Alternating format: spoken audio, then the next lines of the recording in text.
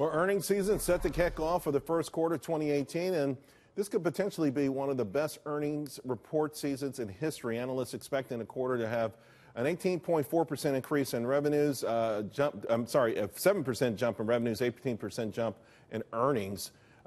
This is quarter over quarter. Joining me now to discuss, Steve Dudash, president of IHT Wealth Management, Phil Blancato, the president and CEO of Ladenburg Thalmann Asset Management, and Lindsey Bell back with us as well. Hey, Phil, let me start with you. A lot of anticipation. This is going to be a huge earnings period. That could be a double-edged sword, though. It's a little exciting from the idea that everyone thinks this is just about tax cuts. I don't agree. If you pull the tax part out of it, and that's a stimulus, no doubt about it, you look at sales, and sales have consistently grown quarter over quarter. Last year, we had 7% sales growth in the fourth quarter. This quarter, it could be as high as 14, coupled with earnings at nearly 18. That's the kind of number you need to support a higher valuation. Just a little while ago, you talked about breaking new highs. You get those kind of numbers, that's the euphoria the market needs to take us to that level. And it wasn't that long ago we had the sort of depression, right? We had year-over-year revenues that were down. They were beating our earnings because companies know how to do that. But top line, we were in something of a depression. We were in a spiraling maybe 3 or 4 quarters in a row. Right. 7 quarters ago, that was the case. You had an earnings recession.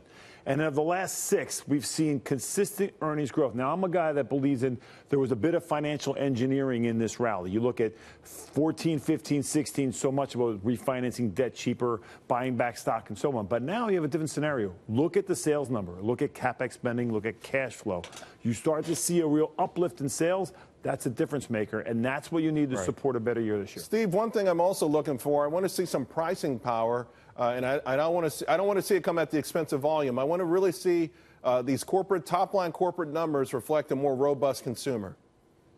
Where they're making more money, where there's more money coming in. And I agree with your last guest. I think it's going to be higher. It's going to be in excess of the 18% number. I don't think it's going to hit the 21 number, though, that like J.P. Morgan's calling for. But I guess the question I've got is, it needs to be a monster number, and we're talking about record-setting numbers. It needs to be that record-setting number just to support the stock prices where they're at right now. We've baked into the cake a huge quarter here. We've been talking about for 9 months now that this was going to be the big quarter. So you're saying price for perfection. It needs to hit that. We're priced for perfection. We're priced for perfection. We better hit monster numbers. That's all I'm going with this. And if we hit 21, it's going to be great. But I don't think we're going to hit that kind of number, even with the increase of consumer confidence, like you were talking about in the last segment, even with the higher pricing. You know, it's interesting because there was a great chart put out by CV Insights and for the conference calls.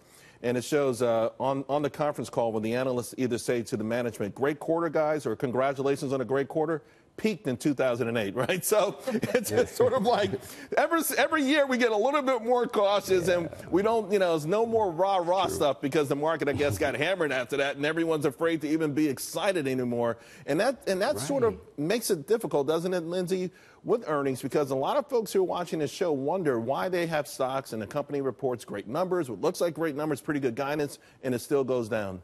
Well, it's going to be all about the guidance, especially for this quarter, because we can get a good first quarter. We can get the best quarter of all time, but it's all about the outlook. And as you discussed earlier, the volatility in the markets, the concern over trade, this is going to be something that could hold management teams back from really issuing guidance that is ahead of where the consensus thinking is right now. What do you like here going into this earnings season? Well, actually, I'm looking at technology. I'm looking forward to hearing what they have to say. They're expected to have the second best or third best growth out of the quarter, 17.3% on my numbers.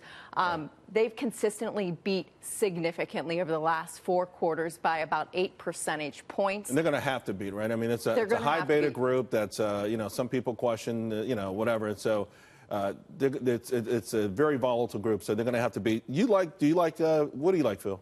Well, I like to play it 3 different ways. The tax cuts, where I do think they matter as a consumer.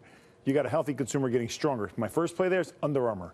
Stock's up 18%, turnaround story, going international. I think it's a name you can buy relatively cheap and enjoy the ride. It's already a little bit up. It's done well this year. I've been pushing it for a while. Second, Microsoft. Why? CapEx spending. Give me your third. And the third one, my kind of wild card, LNG. Okay. Cheniere Energy. Liquefied natural gas. A 20-year deal they struck with India that said let them liquefy natural gas. By the way, quickly, when they got the contract to do that, I called the company. I got the receptionist on the phone. I said, can I speak to management? She said, no, everyone's getting drunk. I love the stock ever since then. Hey, Steve, real quick, give us a couple of stocks that you like going into the earnings.